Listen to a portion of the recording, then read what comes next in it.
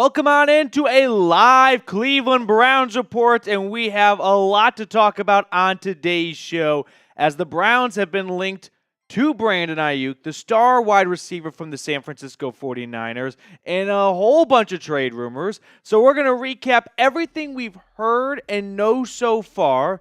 We're going to speculate as to what a trade could look like with Cleveland and San Francisco, what will be going back to the 49ers, and then what it would cost for the Browns to extend Brandon Aiyuk. Plus, we have a whole bunch of other news to get to from training camp because, that's been going on. Although I feel bad for anyone that went to training camp today. This was one of the 6 open practices to the public, which I think is a criminally low number, just 6. But unfortunately, really severe weather, so I hope everyone watching in the Cleveland area is okay and hasn't been impacted too much.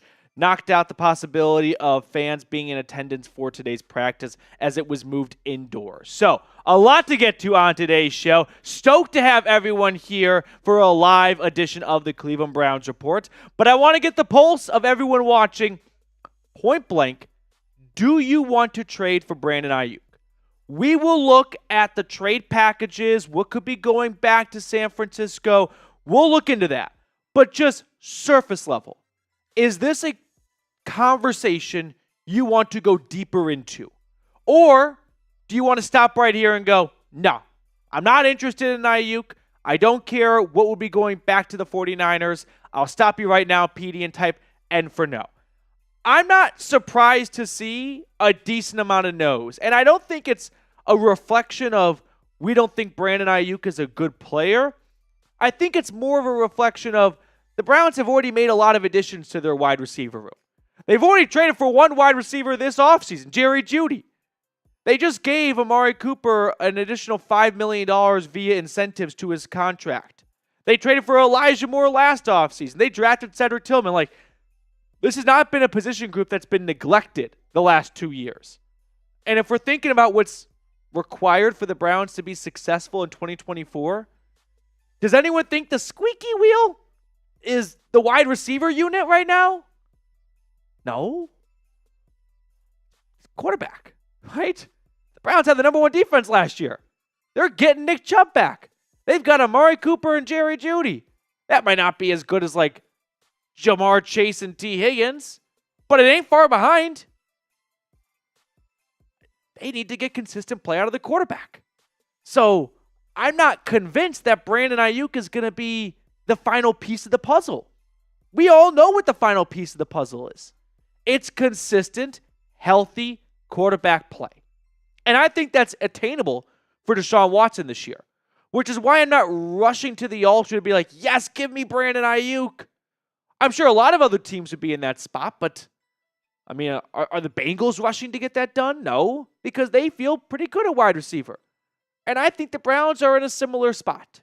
So I'm interested because it is a very talented player who's 25 years old, who was an all-pro wide receiver in an offense that ranked dead last in pass attempts.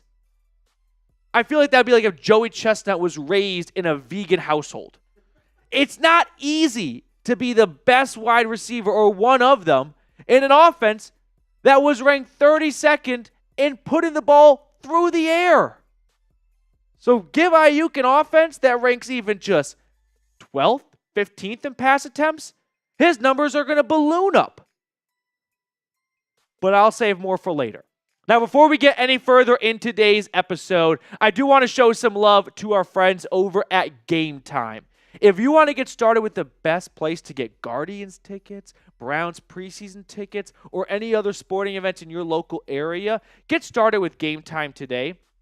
Gametime is an authorized ticket marketplace of Major League Baseball, which makes getting tickets faster and easier. Prices on the Gametime app actually go down the closer it gets to the first pitch. Now, one thing I love about Gametime is they offer the Gametime guarantee. If you find tickets in the same section and row for less, Gametime will credit you 110% of the difference. So take the guesswork out of buying MLB tickets with Gametime. Download the Gametime app, create an account, and redeem code CHATSPORTS for $20 off your first purchase. Terms apply, but again, create an account and redeem code CHAT Sports for $20 off your first purchase. Download Gametime today. Last-minute tickets, lowest price guaranteed.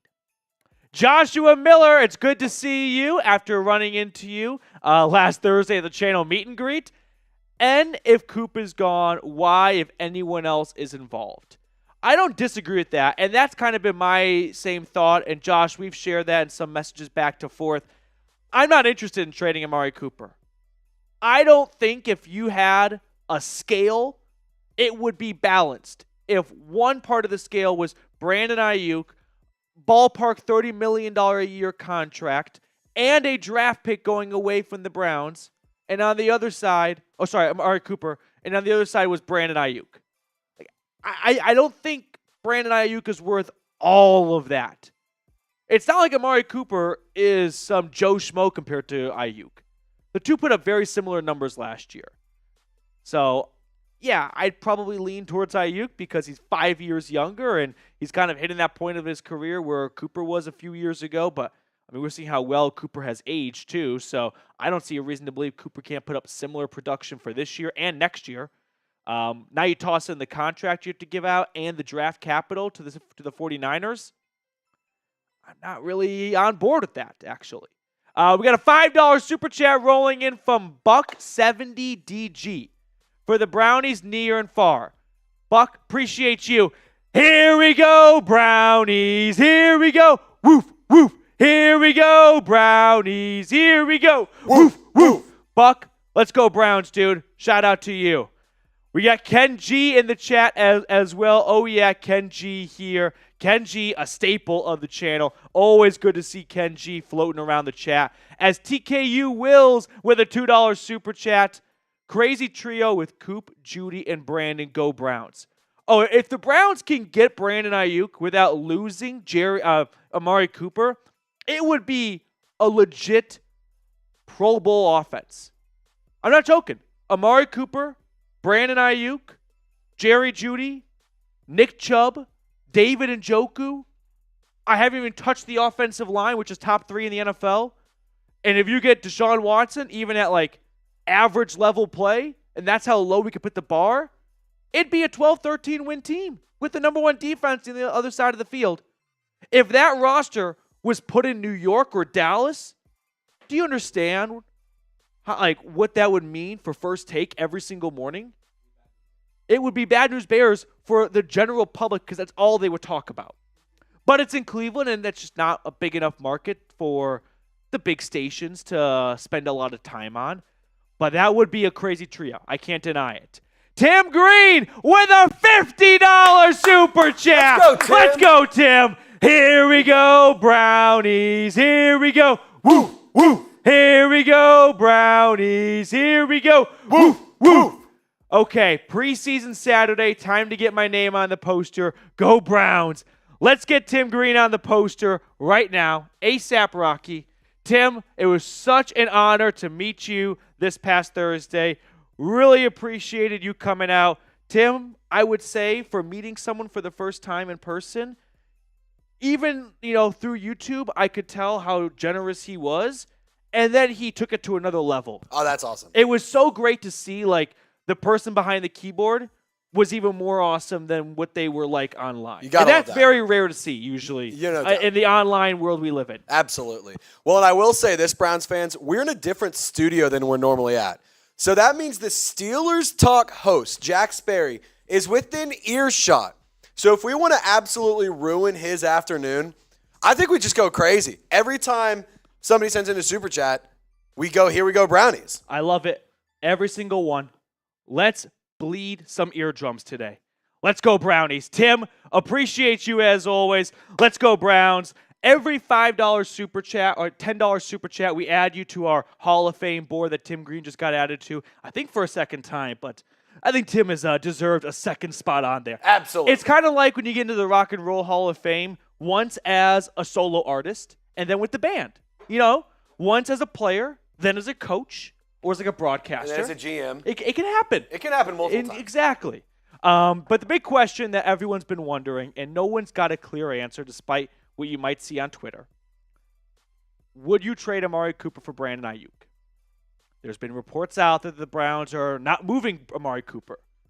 I find it tough to imagine that the Browns could have progressed so far in the trade conversations with the 49ers without offering up Amari Cooper.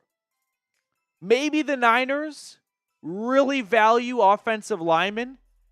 I mean, they ranked 32nd in pass attempts last year, so clearly their offense is not predicated on superstar wide receiver play. They just took Ricky Pearsall in round 1. Maybe they feel like adding a Wyatt Teller or adding a Jack Conklin or a Jed Wills would be a better use to what they want to accomplish offensively. And maybe that's how the Browns can get a trade done without losing Amari Cooper. But if it comes down to Cooper has to be involved to get Brandon Aiyuk, this may age poorly. I'm typing P for pass. If this was a team that won 5 or 6 games last year, hell yeah. Swap a 30-year-old for a 25-year-old for a team that doesn't seem to have an identity. That's a no-brainer in my eyes. This is a team that won 11 games last year. You don't need to shake things up. You've got a wide receiver that's gone over 1,000 yards in back-to-back seasons for the first time in franchise history. I don't think this requires some major revamping or redesigning. I mean, there's a human element. Amari Cooper is a well-respected leader in this locker room. I know Andrew Berry's doing his job, but it's not even so much about Amari Cooper, feeling for him emotional side. I think the rest of the locker room will be a little bit turned off if, sure, Aiyuk's an awesome player, but they love Coop. I don't know if that's a switch that needs to be flipped.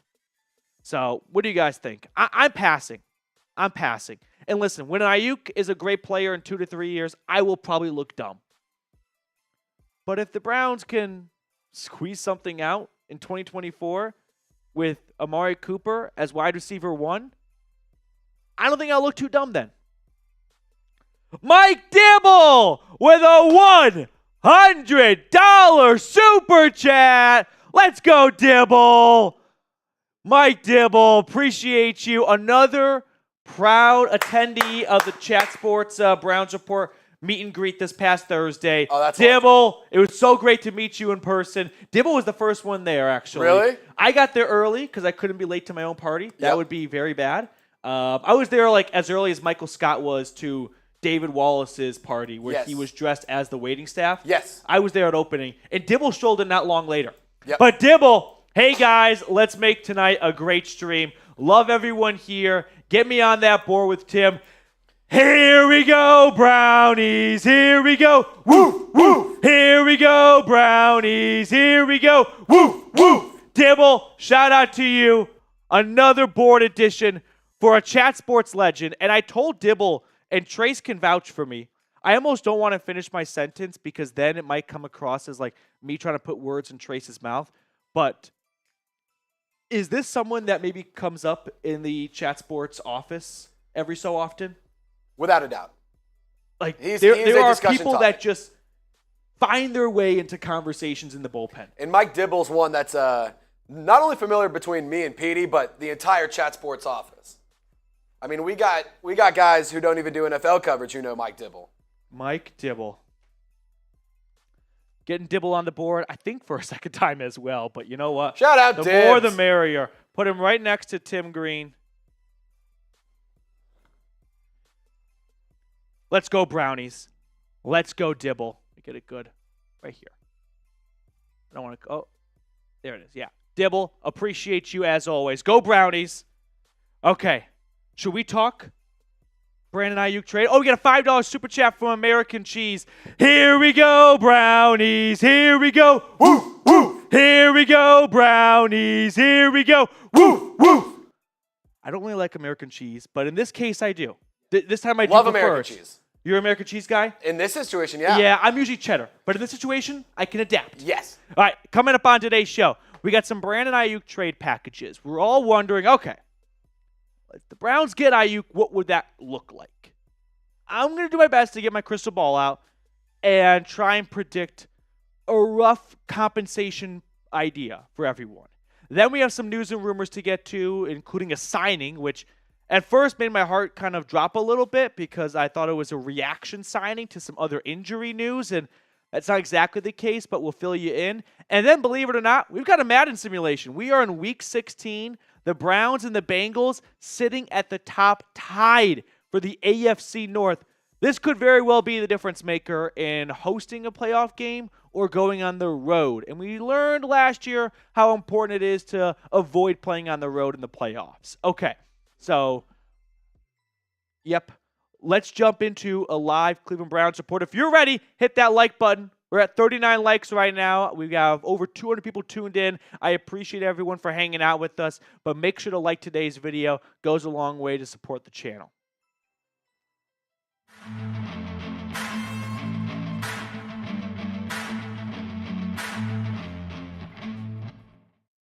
We're going to talk Brandon Aiyuk trade packages on today's show, but let me get everyone's opinion on this first. Point blank, if a Brandon Aiyuk trade included Amari Cooper going to San Francisco, are you in or out? I don't think there's a right or wrong answer to this. I don't think it's going to be a consensus, but I lean towards N for no. I don't think the Browns are in a spot where they need to make some dramatic move. I think you are maybe better off with Amari Cooper, an extra $30 million a year in your pocket that you're not giving to Aiyuk, and probably a pretty valuable draft pick that would go to San Francisco. I would take those three things over Brandon Aiyuk. So I'm passing. Let's talk Brandon Aiyuk trade packages on today's show because it feels like a trade could go down at any moment as there have been rumors swirling around between the Browns, the Patriots, the Steelers, the Commanders. At one point, the Steelers and the Commanders were out. Now one of them is back in. We're going to recap it all on today's episode, but the reports, the nuts and bolts is the Browns and Patriots have negotiated trade framework with the 49ers, meaning there are two things that need to get checked off here. The Browns need to give the 49ers a fair trade. It's a little bit like the Deshaun Watson deal, not quite apples to apples, but the Browns and Niners have to agree to a fair trade compensation where the 49ers go, okay, if we had to trade Brandon Aiyuk, this would be a fair return. But that's not the end of the story. They also have to get with Brandon Aiyuk's agent, which usually would be blatant tampering, but the 49ers have given permission to Brandon Aiyuk and his agent to speak with other teams. And we'll talk about why they might do that in a second here. But the Browns and Patriots have reportedly given contract offers to Aiyuk, and the Steelers were out, but maybe they're creeping back in. That's what Adam Schefter put out. So it's a very fluid situation. Keep that in mind as it probably has changed since the time I'm recording this during our Tuesday live show to when you're watching this. But here are 5 trade ideas for the Browns and the 49ers. The first one, Brandon Aiyuk to Cleveland for Amari Cooper and a second-round draft pick. This is probably the most common and vanilla trade idea that's been tossed out there. And I think it's a fair deal for both sides, just looking at it. The Browns get Aiyuk. He's a superstar wide receiver. The 49ers, despite losing Aiyuk, don't lose a ton of production. Amari Cooper is going to put up similar numbers that Aiyuk put up last year. They're not very far off, but Aiyuk being 5 years younger kind of puts the needle in his direction. And to make up for losing a wide receiver who's 5 years younger, the 49ers gain a second-round draft pick. I'll say this right now. I really, really do not want to lose Amari Cooper. I know how good Brandon Aiyuk is. And I think a lot of other teams would love to have his services. And finding a 25-year-old wide receiver, an all-pro last year on the trade market, is very rare. And maybe that should be something the Browns should be asking themselves. Why are the 49ers coming this close to trading an ascending superstar wide receiver? What about Aiyuk? Do they know that the Browns need to find out? They got to get the guy from draft day who finds out no one went to Bo Callahan's birthday. Hire that guy, actually, and bring him to Berea, the actor. But I'm not interested in losing Amari Cooper. I don't think, one, you're getting that much more production from Aiyuk to Cooper. Like, Aiyuk last year had a little under 100 more yards, 2 touchdowns. Like, there's no denying that from a numbers perspective, Aiyuk was more efficient and overall a more productive player last year for the 49ers, especially when you add in that San Francisco was 32nd in pass attempts. Although I could counter with Amari Cooper had 4 different starting quarterbacks throwing him the football.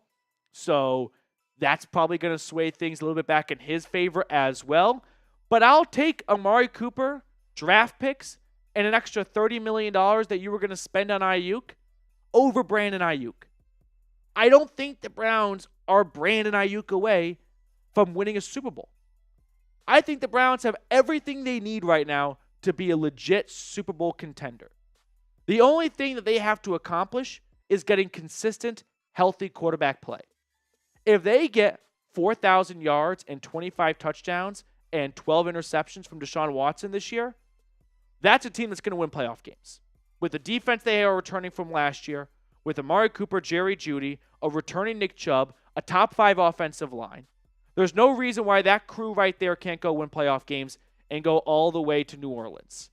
So I'll pass on including Amari Cooper. I understand that resetting at wide receiver long-term may be a great thing, but I don't think this Browns locker room wants to see Amari Cooper go. He's a leader in this unit. He is a well-respected man, and I'm not interested in shipping out Amari Cooper for a wide receiver that's been nothing but a bit of a headache the last couple of months. Players go through holdouts all the time. It's not unique. But I don't think Brandon Aiyuk has gone about it the best way. I think at times he's come across as immature, naive, and young. And yeah, he is. He's 25. But I think there are reasons as to why the 49ers are kind of at a point where they go, you know what? We'd rather just move on altogether, despite him being a second-team All-Pro wide receiver at the age 25 last year. That should be a question worth exploring. Now, before we move on to trade idea number 2, if a trade does go down, we'll be going live on the channel as soon as it happens. So make sure you have your notifications on. Hit that bell icon, select it to all. That way you can be a part of, I don't know if it'll be a party, if it'll be a New Orleans funeral, where you want to put it on the spectrum, but it'll be something, and you won't want to miss it. So hit the sub button and turn your notifications on today. Trade idea number 2. This time, no Amari Cooper. Elijah Moore goes over to the Bay Area along with a future first-round draft pick. This is more of me just trying to put this out to the universe to hoard Amari Cooper for myself. Now, the big question is, do the Browns want to go another year without a first-round draft pick? If they include a first-round draft pick, that'll mean no first-round pick in 2022, 3, 4, 5. 4 years with no first-round draft pick can only be deemed approval-worthy if there is a ring on your finger. Like the Rams. Do they feel like Aiyuk will give them a Super Bowl this year? Next year? Because if not, that's a long time without a first. It is tough to construct a roster if you don't have a few first-round picks to lean on that can give you high-quality play for cheap money for 4 to 5 years.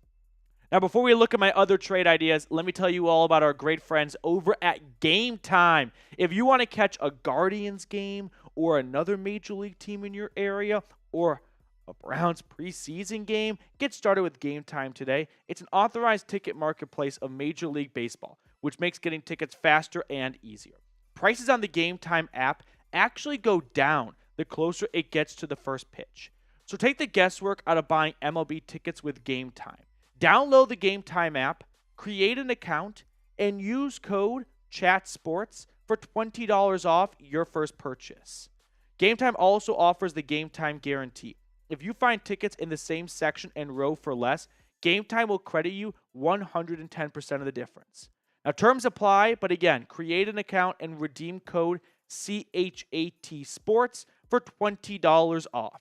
Download Gametime today. Last minute tickets, lowest price guaranteed. Third trade idea. This time we get some offensive linemen involved. Aiyuk, of course, Jack Conklin, Elijah Moore, and a third-round draft pick. This is Cleveland's way of avoiding losing a first-round draft pick, but of course tossing in another starter like Jack Conklin, which I think the 49ers could be on board with. They currently have 2 players holding out, Trent Williams. Now, I think they expect that to have a positive ending, but Colton McKivitz, their starting right tackle last year, I thought 47 out of 81 was generous by Pro Football Focus. He stunk it up. Now, maybe they want to go interior. You could swap out Conklin with like Wyatt Teller. That could be a possibility. But I think this would ultimately be my dream scenario. Not that I love the idea of trading Conklin or Elijah Moore away, but if there's going to be a Brandon Aiyuk trade and you could manage to hold on to Amari Cooper, a first and a second round pick, that's probably a little bit out of the realm of possibility, but maybe the Niners go, listen, if we can get a starting right tackle, replace, sure, not as quality as a wide receiver in Aiyuk, but bring on a starting caliber guy in Elijah Moore and pick up a day 2 draft pick, they may not find a better offer from another team. Because while draft picks are certainly enticing, the thing about draft picks is those draft picks won't do you any good this year. You know who could do you good this year? Conklin and Moore. The 49ers are trying to win a Super Bowl right now. So a 2025 first-round pick, that's not going to help them in 2024. But these two players could. They can get an upgrade at right tackle immediately. And Elijah Moore is probably better than any wide receiver the Steelers, or maybe even the Patriots could offer outside of Kendrick Bourne. So this might be the closest they can come to actually getting real good quality starters for this season. Fourth trade idea, Amari Cooper and Greg Newsome. This one seems a little bit rich. I think the Browns would actually be getting probably like a 5th or a 6th round draft pick. I like to take pride in putting together fair trade ideas for both sides. I just want to include Newsome because I've heard his name tossed out as a possible asset to be included in an Aiyuk trade. I really doubt Andrew Berry would trade 2 starters, though. If he's given up Amari Cooper, I don't think he's going to follow it up by giving up Greg Newsome. I mean, you can tell what positions Andrew Berry values really highly as core positions for success. What does he commonly draft or spend big on in free agency? He's traded for a lot of wide receivers, and he's drafted a lot of corners. I don't think he's interested in giving up 2 guys at core positions for him. Now, if it came down to Greg Newsome instead of Amari Cooper, would that move the needle much for you? I feel bad for Newsome. I always feel like he's kind of been the easy trade candidate to prop up, when in reality, I think the Browns are very much on board with Greg Newsome. I also wonder if the 49ers would have any interest in trading for a player who is currently on the PUP list and is coming off preseason hamstring surgery. Like, that might not be something they want to touch the 10-foot pole. And my 5th and final trade idea, Aiyuk for Conklin and 2 third-round draft picks. This one involves no wide receivers going over to San Francisco, which I think the 49ers would really want a receiver in return. But if for whatever reason they're like, you know what, we like Debo, Ricky Pearsall, and Juwan Jennings, we value a 3rd-round draft pick over Elijah Moore or Cedric Tillman, this could be something the 49ers secretly feel like, hey, we're improving our offensive line, which is a core group of ours for success this year, and we're picking up 2 future 3rd-round draft picks over a guy in the last year of his deal who we don't have hugely highly, big grades on. Maybe sneakily, this is something the 49ers would be interested in pursuing, although I'm really tough to believe that the 49ers wouldn't want a wide receiver in return.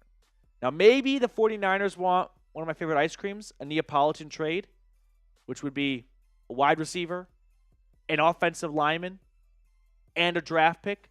A little bit of everything. Help soften the blow of losing Aiyuk. And in lieu of taking a downgrade at wide receiver, improve your offensive line, and pick up a quality draft pick. Maybe that's what they're really seeking, and that's what's taken so long for a trade to get done. So we'll cycle back through the 5 trades. Let me know which trade you like the most. The Amari Cooper one. Elijah Moore, of course, not as good as Cooper, but you're giving up a first compared to a second. There's the Neapolitan one. Jack Conklin, Elijah Moore, and a draft pick. Amari Cooper and a Newsome. This one avoids the Browns giving up any draft picks. That's the only one that includes that. Or Jack Conklin and 2 third-round draft picks. I would lean towards the Neapolitan version. I'm not rushing to trade anyone away, though. But if a trade were to happen, and I was asked, hey, what would be your ideal outcome for assets going out the door? I think a little bit of everything while still holding on to Amari Cooper. All right, before we get on out of here, We're going to pick a card. We have producer Trizzy Trace. Trace, which card do you want to go with? I'm going to go 7 of hearts. 7 of hearts? Oh, yeah. Okay. I'm going to go with the 3 of diamonds. Come on. What'd you say? 7 of hearts. It's 7. It's red. It's a diamond. You've got to be You kidding me. idiot. All right, that will do it on today's show. How could I be so dumb? I'm trying to think of a Step Brothers rebuttal to that, but I can't think of one. That will do it for us. The bunk beds were a horrible idea. All right, we'll see you guys later. Appreciate everyone for tuning in. Go Brownies. We got some super chats to catch up on. Ray Bidding. Ray, what's going on, dude? Sorry I missed you Thursday at Mastheads, and maybe next year, go Browns. Ray, I think it was such an overwhelming success. We have to run it back next year. So hopefully we'll catch you next year, but I appreciate you always being a loyal supporter of the channel. Go Brownies, Ray. $20 super chat. Here we go, Brownies. Here we go. Woo, woo. Here we go, Brownies. Here we go. Woo, woo. American Cheese with the $5 super chat. Aiyuk gives me OBJ vibes. Keep Coop. Do you know how crazy you'd be in 2018, whatever year it was, to say, give me draft picks and Jabril Peppers over Odell Beckham Jr.? You would have been ostracized. You would have been put on a remote island with all the lepers. Right? Am I wrong? If you said no to trading for OBJ back then to keep a safety and a draft pick and a Olivier Vernon, would it be so awful now? Nope. And the thing with character concerns with players, I never like basing a whole opinion on it unless there's overwhelming evidence, because I don't know Brandon Aiyuk on a personal note. You know, all I know is what's out there on him. And you can make someone look really good or really bad based on what goes out there. But the things that have been put out there, I mean, we saw like Deebo Samuel last. Like, there have been a lot of guys who have had holdouts. Aiyuk's, and I think you could ask anyone that's covered the league for a long time, feels much more unique than others. It feels like it's also dragged on a lot longer. Yeah. 25 years old, second team All-Pro. Surely the Niners would be motivated to get something done to keep him. What kind of numbers are Aiyuk seeking? Like the highest pay? I wouldn't blame the 49ers. They're like, dude, we're not going to pay you more than Justin Jefferson. No doubt. And I'm not saying that's what Aiyuk wants, but like, man, to be a fly on the wall, like, I think there is some digging to be done. I bet he wants to be like the second highest. I could see that. I understand that's not always about like where you rank to where you get paid, but I don't know if he should be leapfrogging A.J. Brown.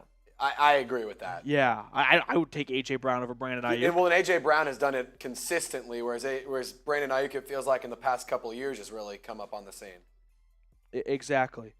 You want to get some shout-outs really quickly, Trace? I just want to switch one thing. Yeah. So also shout out to Ray Bidding for this $2 super chat. It says, nice, Mr. Dibble. And then David Botner, $20 super chat. David, let's go. Born on Aiyuk for the right price. Let's go, baby. So what would be the right price for Brandon Aiyuk? That's the $1 million question, right? That's what no one can really agree on.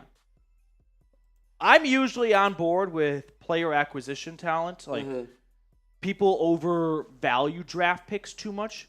Go pick any team, any draft, and go look at their second and third round picks. Like, yeah, no one drafts at 1,000%. Like, it's not as easy as we think it is when talking about acquiring draft picks. I mean, for example, the RG3 trade, the one the Rams pulled off, they had all those picks. Yeah. None of them turned out to be superstar players, really. No one highly of note. That was a major trade. Derrick Henry was like the best pick. I mean, not that he wasn't a bad pick, but there have been some blockbuster trades that just don't yield crazy results. Okay. David, appreciate you, though. Here we go, Brownies. Here we go. Woo, woo. Here we go, Brownies. Here we go. Woo, woo. All right, remember, if you're just tuning in, hit that thumbs up button down below if you have not already. I'm ready to jump into today's next segment if you are. We got a different offseason. I had the L3 in the wrong graphic sheet. So I just moved that over, by the way, for this the end of this next segment. Is it popping up for you? No, it should be below. Yeah, that's the one. That's the one to use from now on. Okay, here we go. What's going on, everyone? Coming up on today's show, we're going to talk about the latest Brandon Aiyuk trade rumors. The Browns signed a defensive end, so we have a lot to cover on today's episode. But make sure to hit that thumbs up button to start today's video. Now, let me just set the scene a little bit for the Brandon Aiyuk trade saga. I'm sure we've heard about it a bunch already, but we have some new information I want to share. So the initial report that came out Monday night from a 49ers beat reporter at NBC Sports said the Browns and Patriots have negotiated a trade framework with the 49ers. In order to trade for Brandon Aiyuk, 2 boxes have to be checked. You have to give a fair enough deal to the 49ers for them to accept a trade, and you have to meet with Brandon Aiyuk and his agent, give him a contract proposal that he would agree to once acquired in a trade. It would be silly. It would be borderline a fireable offense to trade for Brandon Aiyuk and not already have a contract extension in place for him to agree to. Otherwise, you find yourself in the exact same position the 49ers are in right now. Now, the Browns and Patriots have reportedly given contract offers to Aiyuk, and we appear to be waiting on a decision from Aiyuk. Now, the report that came out from NBC Sports was the Steelers and the Commanders were out. Now it's looking like maybe just the Commanders are out. Adam Schefter tweeted out on Tuesday, Steelers and 49ers re-engaged in conversations midday today regarding Brandon Aiyuk per league sources. As of Monday night, the 49ers-Steelers talk stalled, but there have been further conversations today in an ever-fluid situation that still involves other teams as well. I'll just say this. This is chaos. It's not even organized chaos. It is just chaos right now. And I don't know if they want this chaos to end as soon as possible or for it to be dragged out a little bit because it is August.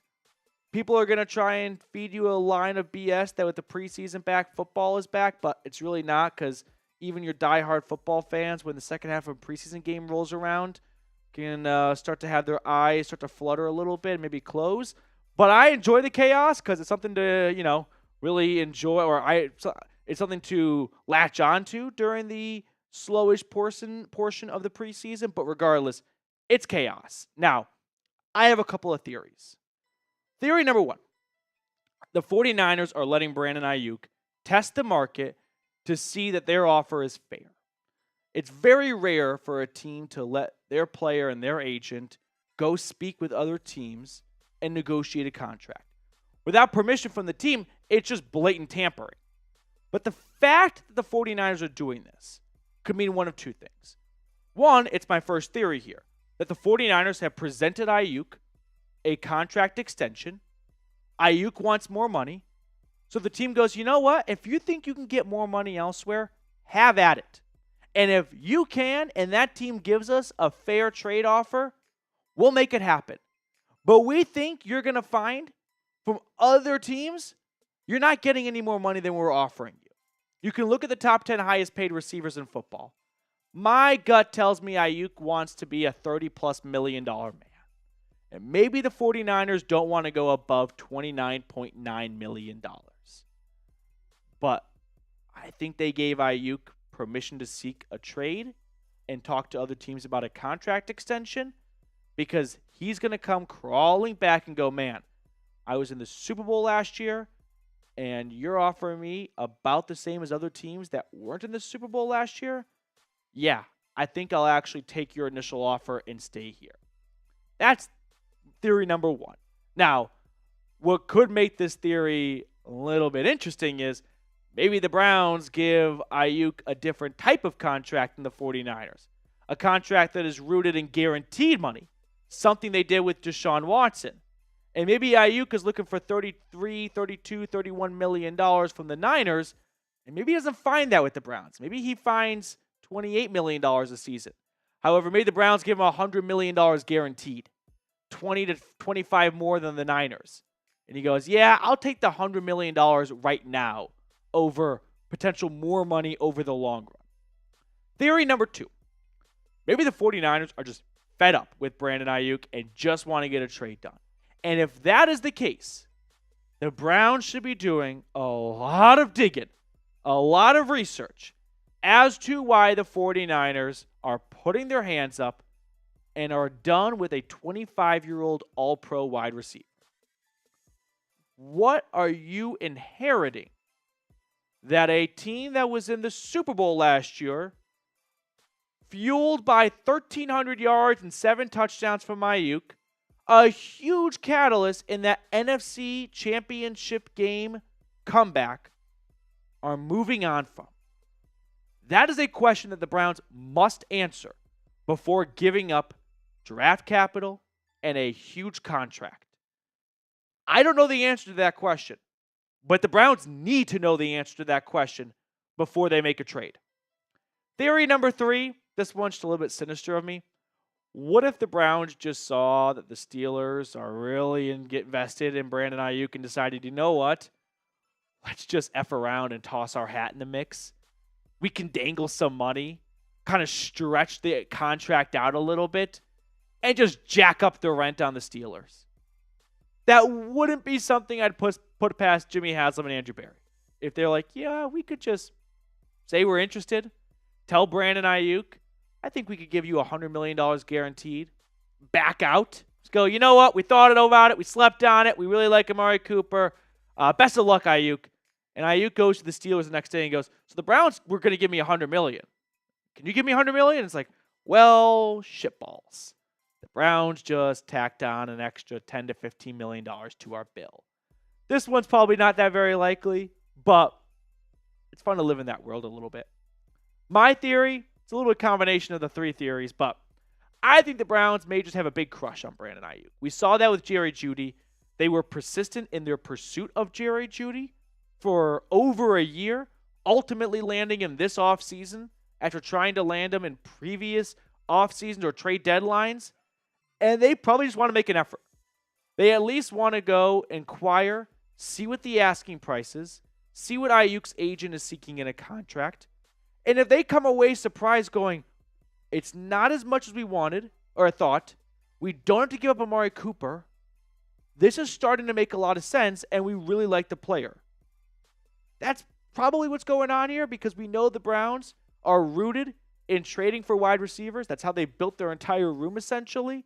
And if they feel like they can get a 25-year-old all-pro entering the prime of his career for what they deem to be a fair price for those types of services and production, I wouldn't put it past the Browns. Andrew Berry loves wheeling and dealing, and he has an owner who has no problem signing big, fat checks. A lot of other owners don't like doing that. Go make fun of your Bengals friends. That's why T. Higgins is leaving. Don't go make fun of your Cowboys friends. Jerry won't pay anyone. But the Browns, Andrew Berry, they come from a tree of the Philadelphia Eagles, who have 2 wide receivers in the top 10, like A.J. Brown, Devontae Smith, Jalen Hurts making $50+ million, plenty of guys on defense making a lot of money. It can be done. Poor owners just try to convince fans, and they've been doing it for a long time, and very successfully, that it can't be done. That way no one blames the owner for not spending more money. But we are seeing with some recent owners, you can spend that much money. A GM can be a cap whiz and structure it so that the team can stay competitive and be fueled. I think that's probably what's going on here. So with that all being said, do you want to trade for Brandon Aiyuk? Just surface level. Is this a player you want to go after in a trade? Get it in the comment section and let me know. Now, next up on the show, we're going to talk about a defensive end signing made by the Browns. But first, I want to tell everyone about our friends over at Gametime. If you're trying to catch a Guardians game, a Browns preseason game, or any other local sporting event in your area, plus concerts, get started with Gametime today. Gametime offers the Gametime guarantee. If you find tickets in the same section and row for less, Gametime will credit you 110% of the difference. So take the guesswork out of buying MLB tickets with Gametime. Download the Gametime app, create an account, and use code CHATSPORTS for $20 off your first purchase. Terms apply, but again, create an account and redeem code CHAT Sports for $20 off your first purchase. I put all that information in the comments and description of today's video. Download Gametime today. Last-minute tickets, lowest price guaranteed. So we got a roster signing made by the Browns, which might not look like a very important one to read up on, but I do think there is an important caveat to it. But first, some background on Marcus Haynes. He was signed as a UDFA by the Broncos last year out of Old Dominion. He eventually wound up on their practice squad. Then he went over to, I think it was the Houston Texans. He was released by them, way by Houston, yeah. And then he spent some time in the UFL, one of the spring leagues with the Birmingham Stallions, I think it was. That sounds right. But that's the rap sheet of Marcus Haynes. There's not a whole lot to know about him. No NFL regular season experience. So this is a guy who's fighting for a practice squad spot in all realistic outcomes here. But the reason why I wanted to share the signing with you is them signing a defensive end the day after Zadarius Smith gets injured in practice. It made my heart skip a beat a little bit. I am getting very tired of all the injuries. Now, the good news is Zadarius Smith suffered a knee bruise. He bumped knees with Jerome Ford. Kevin Stefanski, speaking to the media, says he'll be okay. It doesn't sound to be super serious. But ultimately, I think the Browns just went out and added another defensive lineman because look at their defensive line. Dalvin Tomlinson on the PUP list. Shelby Harris, injured. Zadarius Smith, injured. They just kind of need guys to run some drills at the moment. So I don't think Zadarius Smith is the only reason why they added a defensive end, but I think he was just the straw that broke the camel's back in terms of we need to add a defensive lineman because we're kind of running out of bodies at this point. We've got a lot of guys with the trainers at the moment. I will say we are approaching bubble wrap time. I understand this is football, and guys need to kind of get that physicality juices flowing before the regular season starts. Hard to flip a switch if you don't get that going in the preseason or training camp. But, man, I'd like to have guys to field for week one of the regular season. And so far, they've got the longest PUP and NFI list combined. So we are approaching bubble wrap time. I'll put it there. All right, before we get on out of here, I just want to remind everyone to go ahead and subscribe to the channel. We're going to keep you guys up to speed on all injury news, trade rumors, all that good stuff. So help us continue to grow as a channel and get to our next milestone, 36,000 subscribers. A few other notes, though, first. So Deshaun Watson will not play in the preseason opener this upcoming weekend. Kevin Stefanski announced that, so we'll have to wait maybe another week for Watson. I'd like to see Deshaun Watson play in a preseason game this year. Hasn't played since November. That's a long time away from football. And before that, he had missed a lot of football. I just think he needs to get back on the field. I think it would be very beneficial for him because he needs to not learn how to play in the huddle, but just get back in the rhythm of the nuances to the game. So for me, I would personally lean on the side of get Watson out there for a series, a quarter, get him some experience before week one against Dallas. All right, before we let you guys get on out of here, I just want to say thank you to everyone who showed up to our Browns Report meet and greet this past Thursday. It was a huge success. It was such an honor to hang out, share drinks, have some food with some longtime viewers of the channel. It was very enjoyable for me to put some faces to names because all of you beautiful viewers are just names and YouTube avatars in the chat to me. So it was so great to hang out, talk brownies, and like I said, just get to know everyone a little bit better. So to everyone who showed up, to Max, his dad, the Thompson family, to everyone who came and hung out with us, Dylan Sutcliffe, Mike Dibble, Tim Green, Christophyra, the name goes, Scorpion, the list goes on and on. I'm sorry if I forgot your name, but thank you to everyone who showed up. Do I have everyone? I think I do. But Joshua Miller, the question master, thank you once again for everyone coming out, hanging out with us. It was a blast. It was such a big success. I can't wait to do it again next year. So if you missed us this year, make sure to mark your calendars for sometime next summer. Don't book a single trip because you've got a Browns Report channel get together. So sorry. All right, I do want to get to our pick a card, which I am now rebranding, by the way, to the Dylan Sutcliffe pick a card. Dylan came out to our meet and greet. He's a big-time fan of the channel and a bigger fan of the Browns. He was very inspirational to me. So, Dylan, you were such a blessing to see. I really appreciate you coming out, dude. So, from now on, pick a card has been rebranded from off-season mode to the Dylan Sutcliffe pick a card time. Which card would you like to pick, Mr. Trace? I'm going to go 7 of hearts. 7 of hearts? Oh, yeah. I'm going to go with... Because Dylan's got a big heart. Does. I'm going to go with the Jack of hearts. I like it. I think we got to go with the hearts. There we go. It was almost meant to be. 5 of hearts. Oh. 5 of hearts. What was the next one, just for curiosity? No. All right. Dylan, thank you. And to your dad for coming out. I really appreciate everyone. We had Mike Dibble there. We had Tim Green there. We had Christopher Stofira. We had so many awesome members of the channel, longtime viewers come out. So thank you to everyone who came out and supported us here. And make sure to like the video, subscribe, all that good stuff. And we'll see you all next time here on the Cleveland Browns Report. Joshua Miller, speak of the devil, with a $2 super chat. So wondering what the trade framework is. You and me too.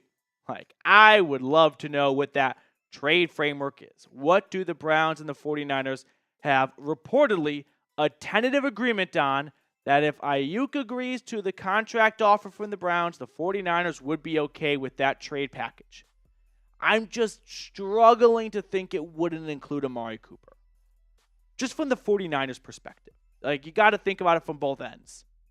I'm sure the Browns would not love to give up Amari Cooper, but if they feel like they can get similar, if not better, production for a guy 5 years younger, I could see why Andrew Berry would be drawn to that, right? But I think that it's worth mentioning the value Amari Cooper brings to this locker room. The draft pick you get to keep because you don't trade away with Amari Cooper for Brandon Aiyuk, and the extra $30 million added to your pocket each year, which it's not going to be just as simple as that, but it's a rough idea. Josh, what's going on again? Aiyuk situation reminds me of Watson sweepstakes. The Browns were out, and then they were back in. So if that's the case, it would be the Steelers in this, they're out the back end, or the Commanders. Or is there like a wild card team that it could be? I kind of want it to be a wild card team. You're like, what about like the Raiders? I'll tell you what. Or like, if the Patriots don't get this done, shame on them. what about like the Panthers? That would be nuts. David Tepper as an owner loves to like micromanage. Yes. I could see him overspending. Yes. That would be a very David Tepper thing to do. Ryan Miller, best goalie in USA hockey. F-Pit anyways, just tuned in. You think giving the 49ers more and Jed Wills along with a third-round pick would do it? We need to keep Coop, in my opinion. Go Dogs. Ryan, F-Pit, appreciate you, dude. I think we are trying to get a bad fantasy football trade approved. We've all been there. You prey on the dumbest person in your league, and you try and convince them that a whole bunch of garbage is worth gold. Moore and Wills aren't garbage, but they ain't Amari Cooper. Here's the problem. The San Francisco 49ers with John Lynch are not the dumb guy in the fantasy football league. They are the smart guy. Like, John Lynch is one of the best GMs in football. If this was the Panthers, you might get it done. Like, watching Hard Knocks, the Panthers GM went from like, I want 2 firsts from Brian Burns to, we'll take a 2nd, a 5th, and if you wouldn't mind, give us a 7th. And the Giants are like, no 7th. Panthers go, fine. 2nd and a 5th it is. You started at 2 firsts. It's going to be tough to pull off more Wills and a 3rd with a smart GM and John Lynch. It's like, I don't like your chances there. It's like when Patrick Starr's negotiating, and it was like, I want $7. Okay, fine, $5. Okay, $2. Take it or leave it. Yeah. My fiance's family, they went on like a vacation in the Caribbean, and her brother went to the flea market, and it was his first time getting to like, I'm sure this went very well for bargain him. and negotiate. He was super excited. He got cash. Not that he was paying for anything, but he wanted cash just for the market. So he changed his money over, gets to the market. He brings the guy down to $3 for some item. I think it was a bracelet. And then he goes into his wallet and realizes he doesn't have any singles. Oh, no. He only has a 5. So he just gives him a 5. After talking him down from so it was a win-win. 6 to 3, he ends up just tossing in an extra $2. So he won the negotiation, but the guy still made it was a good win-win. check. Yeah. It was a win-win. All right, are we ready for our Madden sim? So if you are just tuning in for the first time, we do these Madden sims during the summer. They'll come into an end soon. It's week 16 in the Madden world. We got the Browns and the Bengals fighting for the top of the AFC North. Let's get into it. Madden time yet again. Another AFC North showdown. Week 16. The 7-6-1 Browns come off a loss to the Chiefs and take on the Cincinnati Bengals, who share the same record. And that tie came against the Cincinnati Bengals and what's going to be potentially for the AFC North. You look at the AFC North standings right now. The Browns 7-6-1 tied with the Bengals. The Ravens 7-7. The Steelers 5-9. This very well could be for a home playoff game. So we've got Browns-Bengals throwing down at, I forgot what the Bengals' new stadium name is, but no longer Jim Brown Stadium or Paul Brown Stadium. Whatever it is, it's some bad name. They don't have Acrisure, that's Pittsburgh. Okay, whatever. It's some shitty stadium name. Let's get into it, though. Browns-Bengals, Week 16. I think this game's on Sunday night or Monday Night Football. It's a night game. I don't remember which one it is, though. Probably Monday night. But we are ready to kick things off from Kentucky as the Browns will receive the ball to start the game. I don't know why Nyheim Hines still has legs to return a football. Whenever I play NCAA now, I call a fair catch every single time the ball's kicked to me. There's just no advantage to running it out yourself. So here we go. Deshaun Watson and company take the field. Watson this year in the Madden world, if you're kind of just tuning in for the first time, he's been really good. He's been awesome. He hasn't been maybe like Patrick Mahomes awesome, but that's a really high bar to put it at. So, yeah, Watson, by and large, has been very, very good for Cleveland offensively this year. So here we go. Browns have 1st and 10 at their own 20-yard line. Watson will hand it off to Chubb. He has a nice crease, and he finds a first down, and the Browns move the sticks after the first play. Nice job, Nick Chubb, who has also been really good this year. I would say the MVPs offensively have been Watson, Chubb, and Judy. They have been the top 3 guys. Cooper coming in 4th, but maybe Cooper's got better numbers than Judy. I've not been keeping stats, but eyeball test tells me it's been Judy. 1st and 10 from the 30. Watson will hand it off to Chubb yet again. This one not as lucrative. Just a 3-yard gain. The Bengals defense ready for Chubb in round 2. So 2nd and 7 rolling up here. Browns sporting their brown uniforms. Orange tops. Watson under center. Takes the snap. Drops back, throw to the right side. This is caught. It's a solid gain. Not enough for a first down, but it will put the Browns in 3rd and short. So 3rd and 2, quiet. Offense is at work. Run or pass here. I would run it.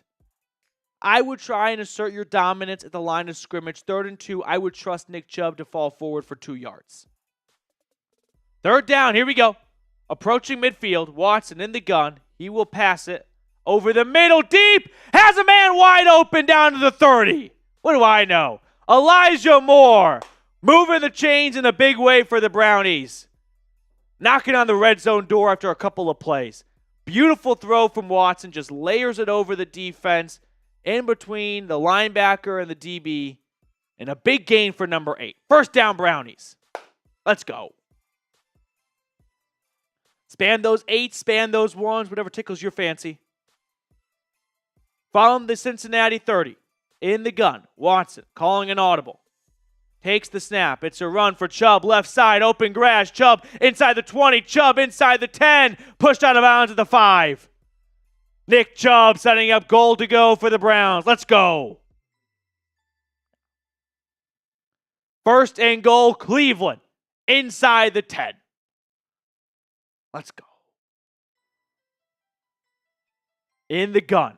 Watson, snap, looking, throwing, middle of the field, caught, touchdown, Amari Cooper, scratch that, Elijah Moore, 2nd grab of the day, and it's a TD, let's go, early 7-0 lead, good guys. Battle of Ohio leaning towards the Browns. Stefanski continuing to flex his muscles on the kids down south. Good throw, good catch, just well-timed, beautifully executed, pitch and catch. D-Hop on for the extra point. I would bet my paycheck that he makes it. They've never missed an extra point in the Madden world, and this one rings true. I have missed an extra point in NCAA. I'm not proud of that. It's embarrassing, but it's somewhat understandable. It's not easy to kick in that game. No, it's not. I hold it down for too long, and it gets to red, and then it goes anywhere. That's my problem. All right, while they do the kickoff, let me tell you guys watching about our friends over at Fanatics. They have an awesome deal for the Dawg Pound. You can get this t-shirt combo 40% off when you go to chatsports.com/CLE combo. I put that link in the comments and description of today's video, so go check them out today for 40% off. All we missed was a kick return that goes absolutely nowhere, just outside the 25-yard line. So the Browns defense will march on the field with a 7-0 lead thanks to their offense midway through the first quarter. I must admit, the Bengals whiteout, the white tiger, is probably the best uniform in the NFL. It's great. It's tough to defeat. The Browns all whites are awesome. The Bengals all whites are pretty great too. But it's just because, I'll tell you what the difference is. One of them is called white tiger. Facts. White tigers they're so cool. Like, I was talking about this with my desk mate, Smitty. Brandon Aiyuk's last name is just so unique. It almost like makes me uninterested in Aiyuk. There's 4 vowels that start with his last name, and that's really mean for me to pick on. But if he just had a more simplistic name, I do think it's kind of like Tua. People were not on board with Tua because they couldn't say his last name. And because they couldn't say his last name, they didn't like talking about him because they were forced to not say, to try and pronounce Tagovailoa. Or spell it. Yeah. So I'm kind of in that, and that's not a good place for me to be in, but that's the whole cold hard truth. All right, we missed something on second down or first down, but second down was awful. That's a huge gain to Jamar Chase. Josh, enjoy your Chick-fil-A. Get the new like maple sugar sandwich they have. That is just delicious. All right, Jamar Chase back on track here, getting the Bengals across the 50. Let's get a stop. Burrow, who, by the way, had no business being ranked in the top 100 players of last year. On first down, crosser, first down, and a whole lot more all the way to the 15. We may be in for a shootout, ladies and gentlemen. I wouldn't go anywhere. You should stick around. A couple of high-powered offenses. So I'm not fazed by this at all, but it may come down to which defense forces the first punt or makes it a takeaway. Trace knows the outcome of the game, but he doesn't know how he got to the outcome. So he's watching for the first time, knowing the end of the movie. 1st and 10. Burrow in the gun, looking, throwing, has a man, gain of 8, 2nd and 2, inside the 10. Under 90 seconds remaining in the opening quarter. Browns defense trying to bend but not break and at least force a field goal. That would feel like a big win for the Browns at the moment. In the gun, snap, Burrow looking, throwing, has a man in the flat, touchdown.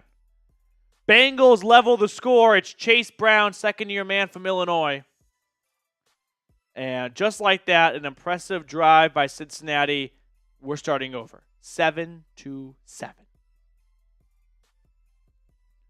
Both squads moving the ball well. Got to give the Bengals credit. Picked apart the Browns defense. Would love to see a Myles Garrett sighting because that might be a difference maker of like who can get a forced fumble, who can get a pick, something like that. Extra point, my paycheck is always on the line, is good. It's the worst bet ever. I have nothing to gain from it other than I know Madden extra points well. That's not going to impress much at the bar. Christopher Stofire, good to see you, dude. Appreciate you in the chat, hanging out with you on Thursday.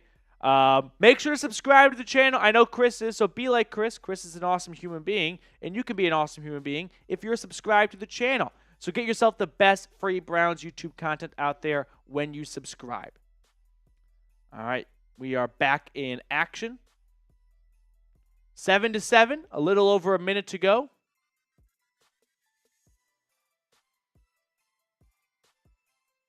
Don't take it out. Don't. This is going to be a bloodbath. Can't even get to the 20. I went to the Hall of Fame game, by the way, and I got to see New kickoff rule is going to be fun. the new kickoff rule like in person. It was kind of weird. I mean, I think that's an appropriate response. Weird, unusual, but I liked it. It's going to be fun. I don't think it was like a disaster. I don't think it was one of those like, oh man, very early on, everyone realized what a mistake that was. Well, and it'll be exciting to see when all the starters for all the teams are out there. Yeah. 1st and 10, the Browns deep in their own territory, starting at their own 16. Watson, play fake, throwing, has a man that is caught. Yes. First down, Elijah Moore. Are we having an Elijah Moore moment? Could be an You know who Elijah Moore is? If this is the Monday night game, that's like when your friend doesn't set their lineup and they have to plug someone in for Monday Night Football, and they go like, well, all the good wide receivers are taken, so I'm going to bank on Elijah Moore. 1st and 10, Cleveland at their own 26. Drop back for Watson. Good pocket. Checks it down. It's caught. Gain of 6. Looks like Amari Cooper on the receiving end. 2nd and 4. First quarter coming to a close in a moment. Let's see if the Browns can squeak another play in before the end of the quarter. In the gun. Snap to Watson. He throws right side. Caught. First down Cleveland. Finding Amari Cooper on back-to-back plays. Moving the sticks. And we are after the first quarter all even at 7 apiece in the battle for Ohio. Browns and Bengals. Let's go. We got a good game for all of our friends watching at B-Dubs right now. I'm proud that everyone watching is not going to clown the Browns on Twitter. Exactly. That's the worst. If you're in prime time and everyone makes fun of you, you're like, stop it. The loss was miserable enough. I don't need you reminding me of it at work the next day. That is actually the worst. It is really the worst. Especially from the B-Dubs crowd. Because I'm actually the B-Dubs crowd leader, so this is my fault. Nick Chubb goes nowhere on 1st and 10. But it's already embarrassing enough getting embarrassed on national television. What you don't need is to go online and read a bunch of tweets about, like, the Browns or Inter-team should never be on national TV again. Like, we know, dude. We all watched it, too. Thanks for pouring salt in the wound. 2nd and 10. Watson, shotgun, throwing, caught, gain of 4, or gain of 5, that is. And that'll set up 3rd and manageable as Cleveland approaches the 50.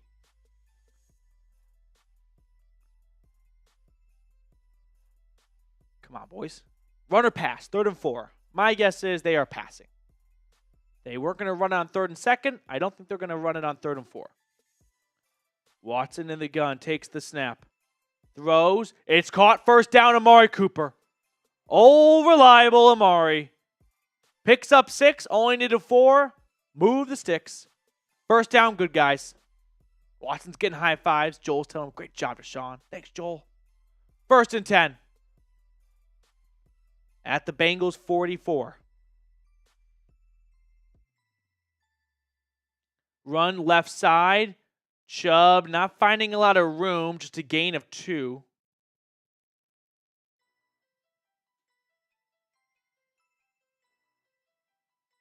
Third and 8. Let's get a stop. Or 2nd and 8. My bad. Good catch. 2nd and 8. I'm getting all twisted around. Empty set. Watson facing a blitz. Gets it out. Finds the open man. Inside the 20. Chief David Njoku. Cincinnati brought the pressure. Watson found the open man. And it's a big gain, Cleveland. Great job by Watson. Feeling the pressure in the pocket.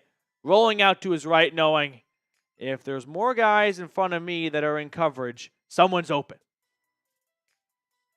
And a 360 look at the stiff arm given by Njoku. First and 10, Cleveland, right at the 15.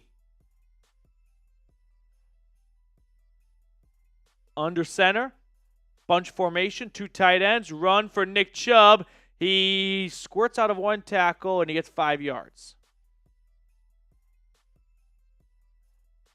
You know what's the best part about this drive? There is nothing better. I only want it on the road, too. Long touchdown drives on the road compared to home. Oh, they're different amazing. Feeling. It's such a, I'm it's so beating tingly. the hell out of you. And there's nothing you can do You're about it. You're going to take it. And we're doing it at your house. As Nick Chubb on 2nd and 5 gets 4 yards, makes it 3rd and 1. Hey, more time. More time. Tick. And I think what's actually the scientific reasoning as to why it's better on the road is you just suck the energy out of the crowd. That's the most fun. The crowd's like, dude, we have gotten loud 3 straight 3rd downs. If you're not going to stop them with our help, we're done helping. 3rd and 1. Watson will pass. Open man. Caught 1st and goal. And more time. Dave, I almost prefer them not getting a touchdown there. Like, just really start to eat this clock. Just drive them crazy. Just occupy the entire second quarter. They've had the ball since the end of the first quarter. 2nd and goal, or 1st and goal, in the gun. Watson takes the snap, surveying, rolling to his right, throwing, caught, touchdown Browns! Jerry Jeudy! Let's go! Cleveland, back on top. Another touchdown on the season for Jeudy. I'm going to speculate that's his 9th score of the year. Sounds about right. He had a game with a hat trick. So that's impressive. I think that's probably touchdown number 6 outside of that one game. Cool guy, you've been watching every single Madden stream with us this year. That's touchdown number 9, I think, for Jeudy. Okay, hear me out. There's 2 minutes and 1 second left in the half. If I'm the Browns, I'm not squibbing it, but I'm putting it a couple yards in so they don't get the 2-minute warning. Exactly. You want to waste that 2-minute warning on the kick return. I'm guessing it's touchdown 9. It could even be 10. 14-7. The Browns will kick off to start the second half. So this is a big sequence here. Like the Bengals can go up by 7 before the Browns even touch the football. Make him return it. I don't understand how sometimes, like, that's not even a Madden thing. That's something that would happen in real football too. Like, kickers take pride in just kicking out the back of the end zone. Well, and shout out the new kickoff rule because it won't let that happen. Yeah, I'm excited for it. You get big penalties if you do that. Buddy Bear thinks Jeudy is better than Cooper. I don't know if Buddy Bear's kind of in a mental pretzel there. Like, Amari Cooper, former Raider, maybe he's got some saltiness. But Jeudy, a Bronco, that's tough for a Raiders fan to compartmentalize. 1st and 10, drop back for Burrow. Throws right side, caught, 1st down and more. All the way to the 45, and that'll bring us to the 2-minute warning. I think that's Zay Jones. I think Zay Jones went to the Bengals. C. Jones? I don't know who that is then. Where did Zay Jones go? Did he go to the Titans? I think he went to the Titans. Oh, no, Boyd went to the Titans. 1st and 10 for Burrow. Has time, throws, middle of the field, caught, and Cincinnati is already in field goal range 2 plays later. Where did Zay Jones go? Can you let me know? Feeling dumb. Oh, Cardinals? Goldman's coming in hot? Yeah. No, NFL-wise. He's a Cardinal? Do you want to tell us we went to college? Because you seem really excited. He doesn't want to tell us. 1st and 10. Burrow finds a man. Cheese and rice. 3 throws, 3 1st downs. They have 1st and goal. They started at their, 20. Clock's ticking, as it should be. If I were the Browns, I'd call a timeout here. Try and slow things down. Let the defense breathe. If they score a touchdown here, at least get the ball back with a minute to go. Or you can help your defense kind of reset. 1st and goal, Burrow flushed out of the pocket. Hits as he throws, and it's incomplete. 2nd and goal. Myles Garrett appeared to be the one that applied the pressure. I'd say it's nice to see 95 get out there. Yeah. He was a bit of a no-show, I think, last week or at home against Kansas City. So good to see him back in the mix a little bit. From the 9-yard line, Burrow in shotgun. Under a minute to go. Takes the snap. Looking, throwing, end zone touchdown. Mike Gesicki levels the score. B-Dubs is going nuts right now. B-Dubs just got the roof blown off. Everyone just ordered a second or another round of wings. Oh, for sure. So now the Browns will have the ball with 3 timeouts in about like 35-ish seconds. Try and get into field goal range. Kind of go into the half with the momentum. 34 seconds.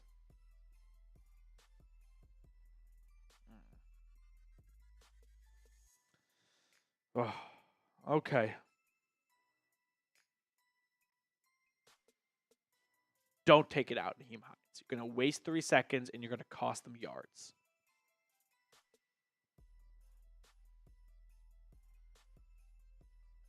$14-all. Here we go.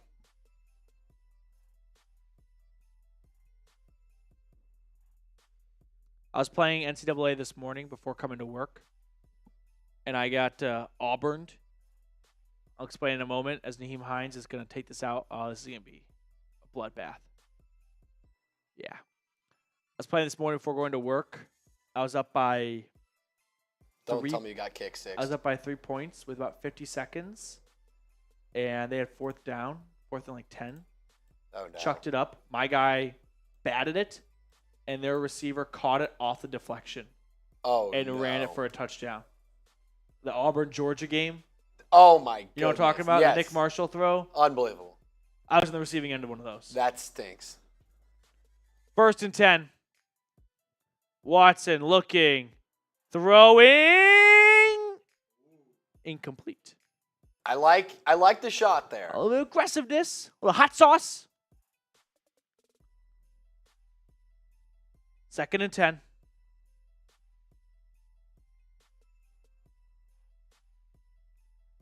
In the pistol this time. Watson takes the snap. Looking around, checking it. This is going nowhere. Gain of 3, 3rd and 7. The Bengals called a timeout. Why are you calling They want timeout? the ball back. Okay, let's say you get the ball back. There's 21 seconds. This play is going to take probably 5 seconds. That would take us to 16. Probably 8 seconds on a punt. You want the ball back with 8 seconds? Kind of soft. I hope the Browns make him pay for that timeout. Watson will throw it out of bounds. And now it's 4th and 7. So, great job, Cincinnati. If they score, I will have a meltdown. I'll have a BF.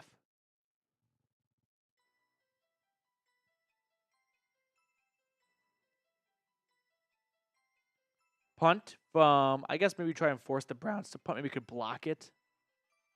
Bojorquez sending it across the field. Return, I guess, gets the Bengals somewhat in Hail Mary range here. Under 10 seconds to go. They have 2 timeouts. They can throw it anywhere they want and call a timeout. 8 seconds remaining. At their own 45, Burrow in the gun. Takes the snap, looking, throwing out of bounds with 4 seconds. This will be the final play of the first half. All even at 14, likely a Hail Mary.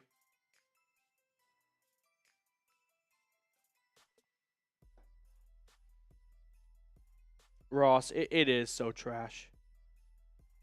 I don't understand how Ross and NCAA come from the same place. Hail Mary from Burrow is incomplete. He caught the ball, but was out of bounds. Yeah, he wasn't even near the end, out of bounds by 5 yards before the end zone. All right, that's the end of the first half. 14-all. Browns, Bengals. Who you got for the second half? Cincinnati or Cleveland? Let me know in the comment section right now. I'm typing my CLEs. You better be typing your CLE as well. Cool guy, type in CLE. We got Zach. We've got Kathy, Michael Wheatley, Kathy Sadecki. Appreciate everyone for hanging out with us for another Madden watch party here.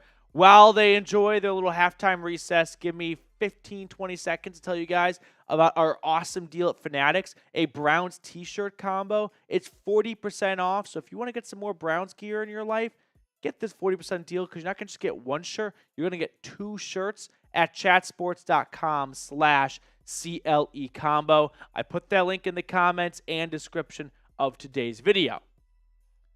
We are ready to restart this game. It'll be the Browns kicking off, Cincinnati trying to pull off the 2-for-1 special. Score before the half, score to start the second half, and either erase the lead, cut the lead, or take the lead before the other team even gets the ball. The return stopped at the 22-yard line. Here comes Burrow. He's been, I would say, nearly perfect today. I'm not even sure, actually, up until the last set there, if he had a single incompletion. There was the Hail Mary incompletion, which I wouldn't put on him. I don't know if he's had a single incomplete pass so far. 14 apiece for the AFC North. Second half starts right now. On first down, they run it. Gain of 1. I think that's their first run play of the game as well. It has been a one-dimensional offense so far through the air. At halftime, they had -2 rushing yards. Not surprised. 2nd and 9. Under the gun. Burrow rolls out, checks it down, incomplete pass. Nice job by Jordan Hicks breaking it up. 3rd down. Span those threes. Let's go. 3rd and 9. This could be the difference maker. It really feels like this game's going to come down to which defense can make the first stop. 3rd and 9. Burrow. Draw. Pressure. Throwing deep. That's broken up. Incomplete. Nice job by Juan Thornhill. I want to do a video about Juan Thornhill. Trace, you can maybe be a soundboard.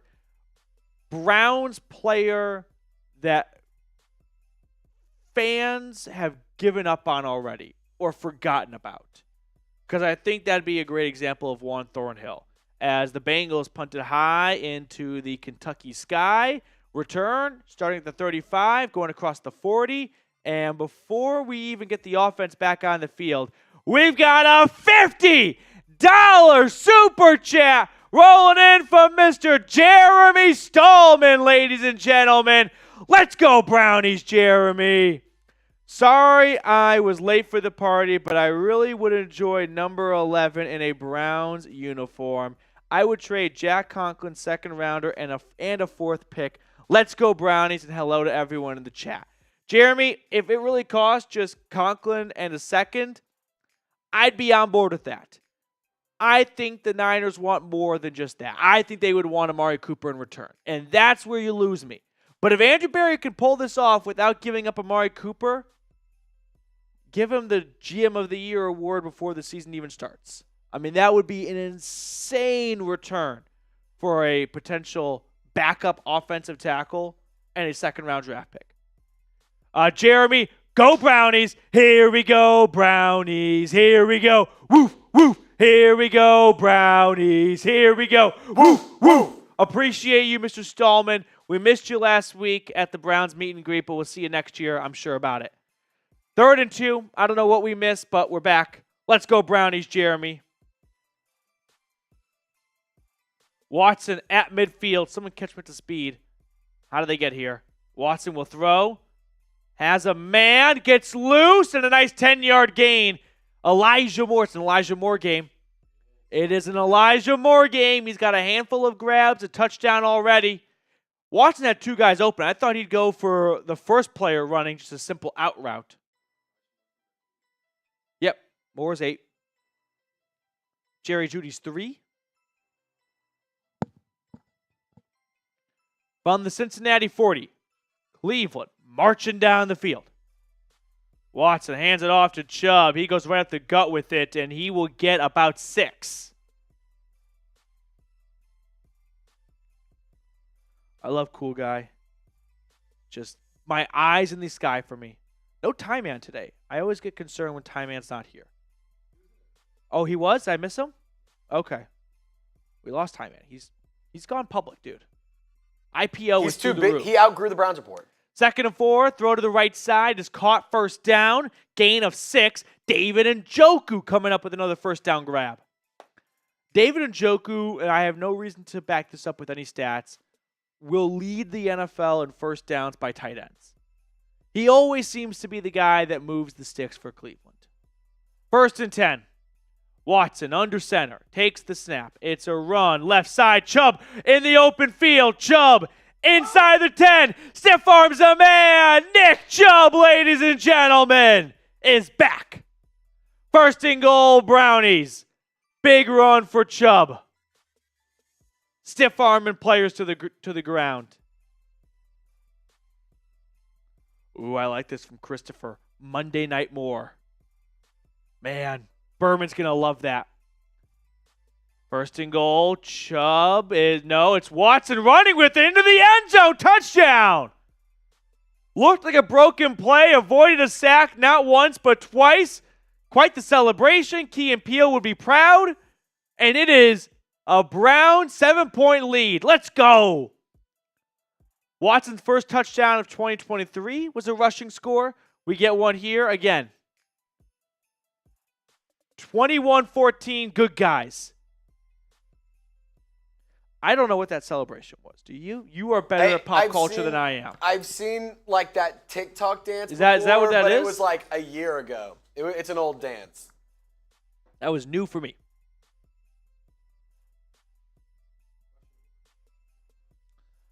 (21-14) Browns over the Bengals. Good healthy drive. Under 3 to play in the 3rd quarter. Bojorquez will kick it off to restart the game. Come on, defense. Make another stop. Give the offense an opportunity to add on some insurance points.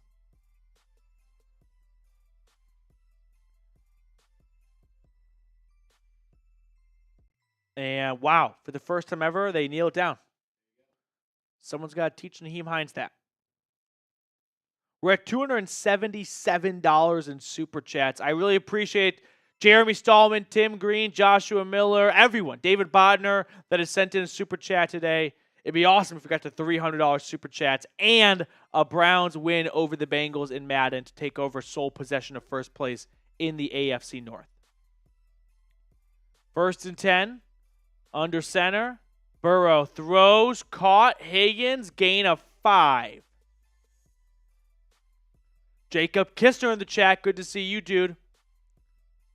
Oh, Dibble too. I'm sorry, Dibble. That's my fault. That's on me. I'll wear that.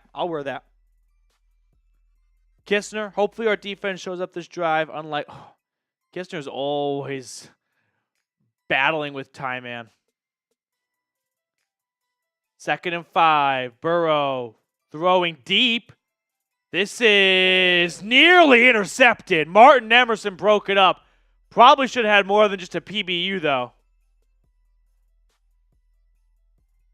3rd and 5. Span those threes. Let's get a stop. And Njoku's giving out 5ers. Span those threes. Snap. Burrow throwing. Open man. First down across the 50. The Bengals are not going anywhere. Not that they were showing signs of slowing down, but can't confirm. They are indeed still pedal to the metal.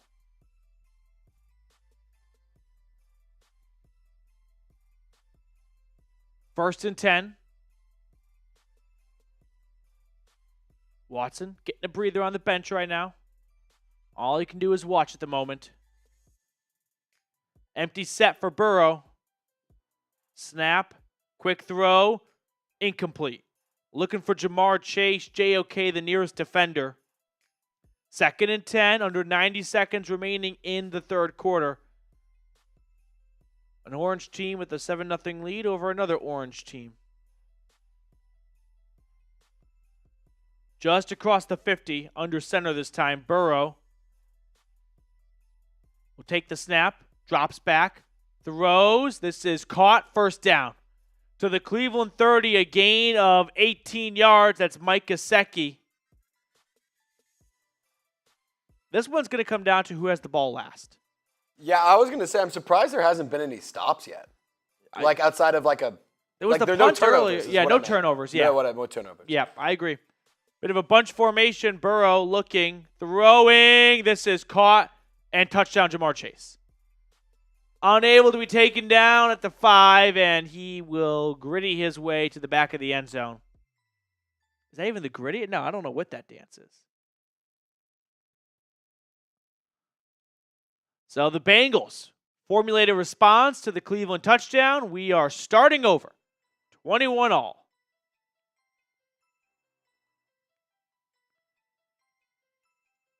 Cool guy. Fun fact, Petey. All 3 Browns starting corners have a 5 overall difference between each other in the new Madden.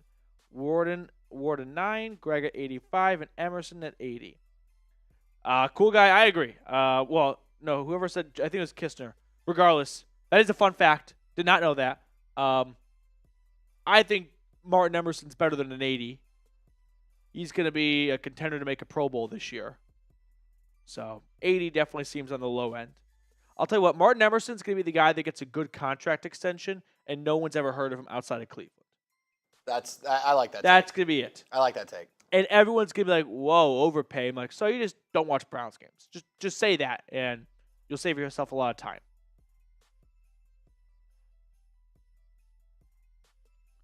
First and 10 for the Browns. Under a minute to go in the third quarter. Nick Chubb today averaging 7.6 yards a touch, 76 yards altogether.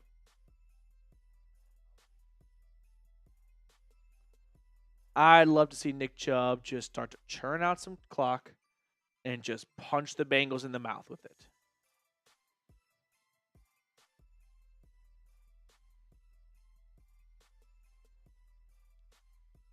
Found the 24-yard line. Watson takes the snap. Handoff. Chubb running with it. Slips out of a tackle for a moment. Picks up 6 yards.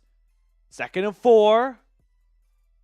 Probably get one more play in. Maybe 2 before the end of the quarter. Under 30 seconds. At their own 29. Back in shotgun. Snap to Deshaun. He's looking, throwing, has an open man. First down and more.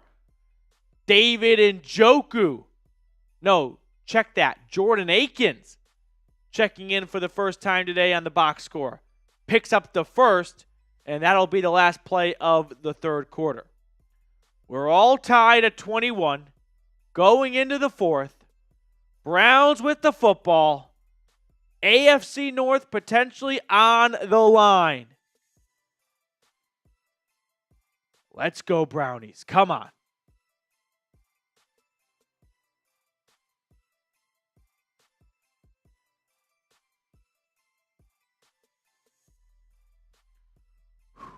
We ready? I kind of hate that they just ran the clock and then just go to the fourth quarter. I know. It's time, ladies and gentlemen. Who you got? Browns, Bengals, fourth quarter, 21 apiece.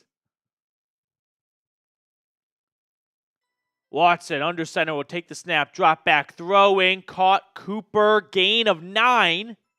Actually, Njoku saw the star, made an assumption, but not a good one. 2nd and 1. Scraped up those knuckles to get that catch. Yeah, I like that.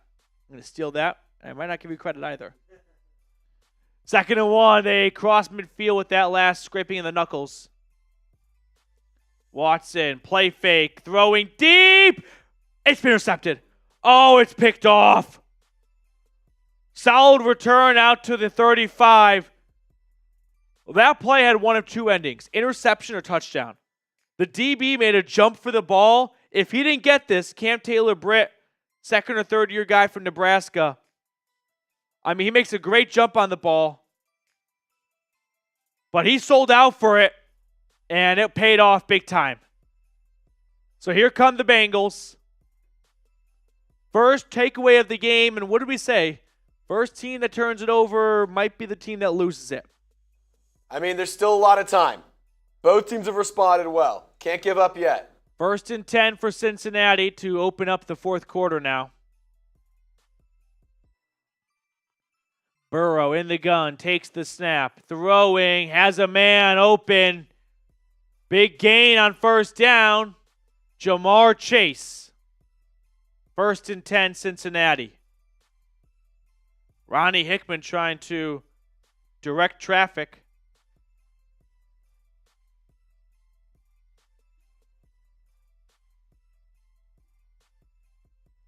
Ooh. Big time audible being made here at the line of scrimmage. Burrow drops back, looks around, throws left side, open man inside the red zone, all the way down to the 8-yard line. Mike Gesicki, not good. Burrow's just been carving up this Browns defense. Where's 95? I feel like this game hates Myles Garrett. It's just not proportional for how good he is to vanish. I think it's just so much geared towards the offense. Burrow just going to run it in for a touchdown. Almost lost his head. Yeah. Got his bell rung a little bit, but both quarterbacks finding the end zone with their legs, and the Bengals now take the lead for the first time tonight. 28-21 for the home team.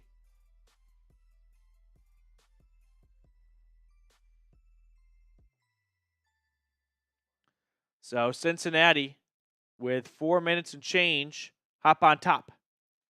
That's what she said. Offense needs a response. Another OT game. Kind of hope not. I'd like to win in regulation. By the way, make sure to get our Browns t-shirt combo, 40% off at chatsports.com/CLE combo. I put that link in the comments and description of today's video. So if you want to get some more Browns gear in your closet, 40% off, not one but two shirts, chatsports.com/CLE combo. Kickoff to resume the game is taken out from the end zone, and Naheem Hines will be stopped short of the 25, which is where it would have been if he just kneeled it down. So a little over 4 minutes to go. Deshaun Watson with an opportunity to be a hero in Northeast Ohio and put the Browns in the driver's seat of the AFC North and give this fan base a home playoff game in almost 3 decades. Would you rather the Browns kill as much clock as possible and go and score again, or would you rather quick score, try and get a stop, and then just go put up 3? I think in all reality, it's kill as much clock as possible. I like that idea. Yeah. On first down, they run it with Chubb, and Chubb will get it 10 yards or 9.5, second and inches. Solid run, though. Defense expecting pass. Good play call by Stefanski. Second and Baker Mayfield. Second and Baker Mayfield. I like that one, too. Out to their own 30-plus. Watson under center. Give it to Chubb again. Give it to Chubb again. It's a play fake. He has an open man on the middle, and it is a gain of about 6 to 7 to Jordan Akins. Another grab for tight end 2. First and 10. Juan Thornhill likes it, even though he's been booty If one cheeks likes today. it, we like it. First and 10. Watson takes the snap. Looking. Pressured, throws, incomplete. Cincinnati pass rush was closing in. Second and 10.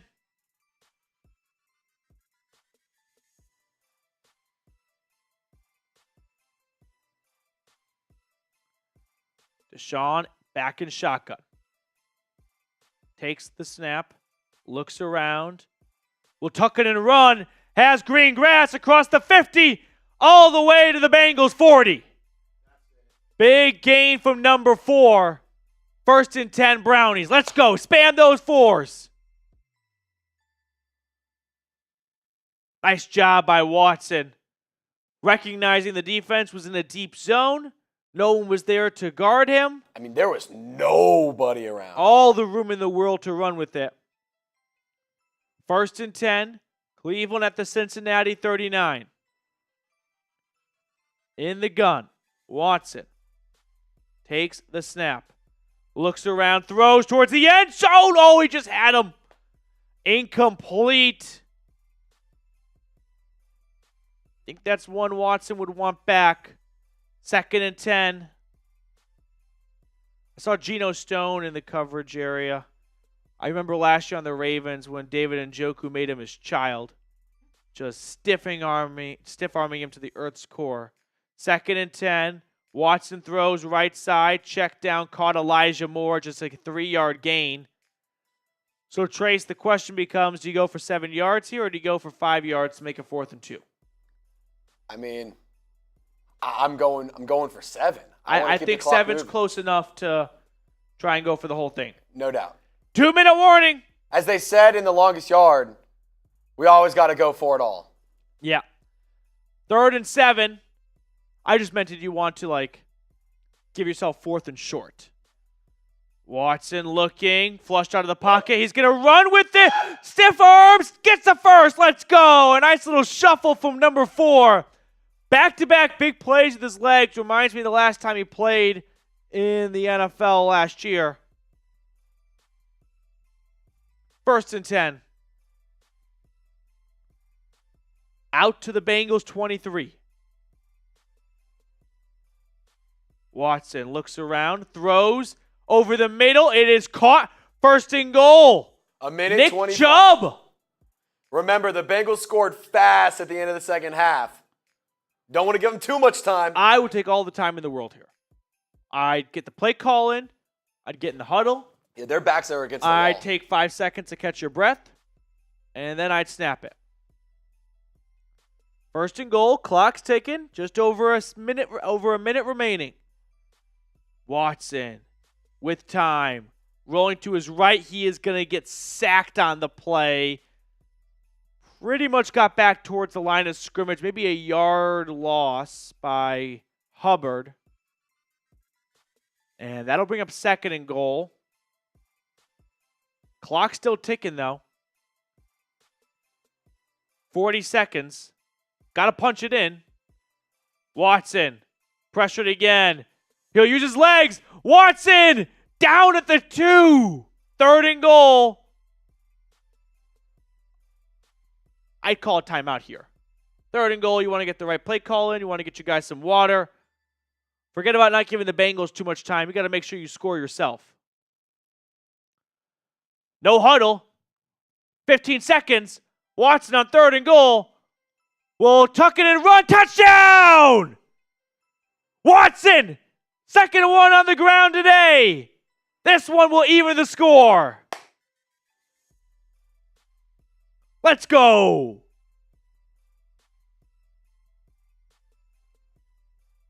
Watson, a magician. And we are, I think, headed to overtime. The Browns are going for 2. Oh, my God. They're going for 2. Watson, 2-point conversion. He's going to run it in. Let's go. I didn't think Madden was capable of going for 2. The Browns, they take the lead. 29-28. Just a few ticks remaining. Let's go. Deshaun Watson doing it with his legs. 2 rushing touchdowns, a 2-point conversion. Let's go for the AFC North. Now, how much time is left? 10 seconds. Oh, you squibbed the shit out of this. 10 seconds remaining, and you squibbed because here's why. I want some clock to run off on this play here. You give them as little time as possible. I want them to have one play after the squib. Corey, we just Had a nice conversation. He actually forced his return, so this is okay. Probably as good as a return I've ever seen in Madden. Out to the 30, but it cost him 5 seconds. I'd rather have 5 fewer yards, but 5 more seconds in this situation. The Bengals maybe can get one play off for 4 seconds to get themselves in a better Hail Mary spot, but it would be tough. I genuinely thought the game would never go for 2. 1st and 10. This is caught. Game over! That's the ball game! Let's go! Browns win it! 29-28! An instant classic in Cincinnati! That's Let's what go! we're talking about. That's a big win, Jacob Buggy. Browns 29, Bengals 28. Cleveland in the driver's seat for the AFC North for the first time in franchise history. Let's go. 29-28. I was like, we're going to overtime because Madden never lets you do a not lets you do a 2-point conversion. They never do a 2-point conversion themselves. Yeah, surprising ending to say the least. Let's go. That's a big win right there. All right. That will do it for us on today's live show. We'll end with this here. Do you want to trade for Brandon Aiyuk? I appreciate everyone for tuning in for our Madden Sim today. That was awesome. Let's go, Brownies. We'll sign off. We'll see everyone next time. Go, Browns. Oh, we got a super chat. Jeremy Stallman. Pump the brakes, Petey. $20 super chat from the big man. Browns win. Let's go, Jeremy. Here we go, Brownies. Here we go. Woo, woo. Here we go, Brownies. Here we go. Woo, woo. Jeremy getting us to 297. $3 away from the big 3-0. Can we get to 300? Kathy, thank you so much. Chris, appreciate you tuning in, dude. Jacob Kistner. Browns Report. Is that me? I've got a burner that I didn't know about. Do you? In the chat. Debbie, let's go, Brownies. You might have a burner. Jeremy, let's go. Mike Dibble, shout out to you, man. It's great getting to meet you, my man. Let's go, Browns. Levathian, I can't believe that. Electric. They went for 2. I thought we were going to overtime. I did too. Jeremy Stallman. Jeremy Stallman just did what Deshaun Watson did. He ran it in for the touchdowns. 2-point conversion. He goes, I'll get the 2-point conversion myself. Boom. Let's go. Let's go, Jeremy. Let's go, Brownies. That's what I'm talking about. Let's go, Browns. Let's go. That's a big win, Jeremy. Appreciate you as always. All right. Make sure to subscribe to the channel if you're not already. I promise you won't regret it. There's about 35,000 people that would agree with that. So make sure to join one of the fastest growing Browns YouTube communities out there. We'll see you guys tomorrow with more Brandon Aiyuk updates most likely. Until then, go Brownies.